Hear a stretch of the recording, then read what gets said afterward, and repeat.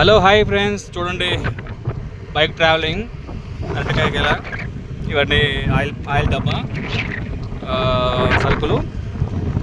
ఇంట్లో చిన్న ఫంక్షన్ ఉంది, అందుకే ఈ 2 డేస్లో చిన్న ఫంక్షన్ ఉంది. అందుకే నేను ఇప్పుడు పక్కన జగ్గేపేటలో సరుకులు తీసుకొని వస్తున్నాను. అరటికాయలు చూడండి, ఈ అరటికాయలు వచ్చేసి మనకి అరటి తోటలో నుంచి తీసుకొచ్చి గెలగెల తీసుకొచ్చానండి. ఇది వచ్చేసి 600 పడింది మనకి.